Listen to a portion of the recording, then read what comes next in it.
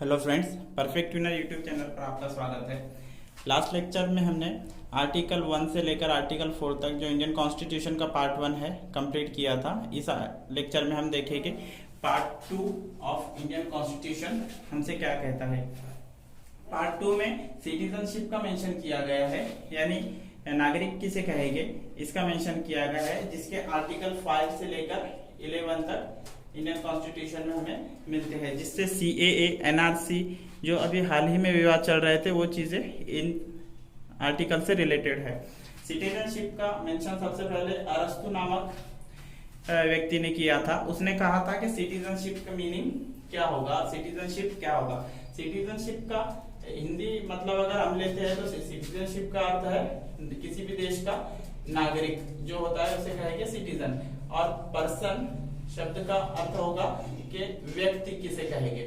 इन दो शब्दों में भले ही हमें देखने में लगे कि एक ही वर्ड है, इसका एक ही मीनिंग होगा, लेकिन इसके अंदर बहुत बड़ा फर्क छुपा है।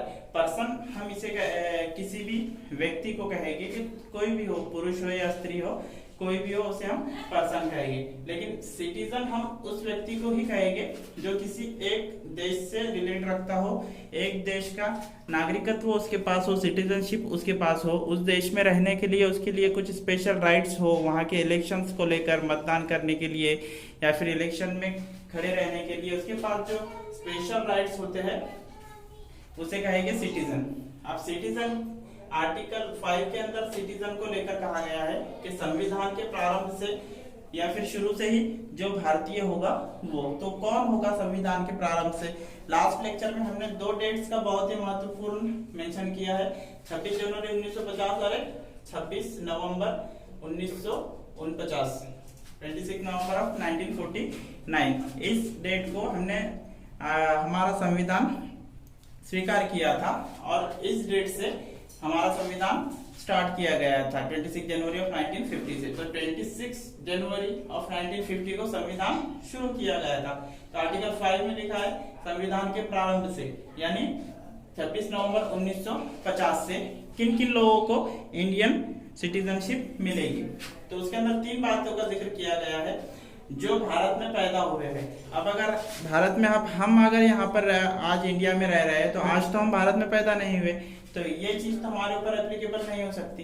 तो इस चीज को डाउटफुली देख रहे थे लोग। तो अगला आर्टिकल का सबसे आर्टिकल डाला गया कि आप अगर इंडिया में पैदा नहीं हुए हो तो आपके माँ बाप में से, मेरे माँ बाप में से, मेरे दादा दादी में से अगर कोई भारत में पैदा किया गया हो, कब पैदा किया हो, कब 26 जनवरी 1950 को, या फिर कम से कम 5 साल पहले भारत में अधिवास हो।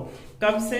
तो संविधान के प्रारंभ से। और संविधान का प्रारंभ किया गया था 26 जनवरी 1950 को, 26 जनवरी ऑफ 1950 को संविधान प्रारंभ किया गया था। तो 26 जनवरी ऑफ 1950 ये डेट इसलिए इम्पोर्टेंट है कि तीनों सब आर्टिकल इस डेट से ही रिलेट करते हैं और आर्टिकल 5 भी इस डेट से रिलेट करता है, यानी संविधान के प्रारंभ इस वर्ड से रिलेट करता है। यानी 26 जनवरी 1950 को जो भारत में पैदा हुआ या फिर उसके माता पिता पैदा हुए हो या फिर कम से कम उसके 5 साल पहले से वो भारत में अधिवास कर रहे हो, रह रहे हो, तो वो कहलाएंगे इंडिया के सिटीजन। तो इंडिया के सिटीजन कहलाने के लिए इन 3 सब आर्टिकल्स की पूर्तता करना आर्टिकल 5 के अनुसार चाहिए। और हम देखेंगे आर्टिकल 6, 7, 8, 9, 10 और 11 भी अलग अलग बातें कहता है, उनको हम अगले लेक्चर में देखेंगे। यहाँ पे हम फर्क जान लेते हैं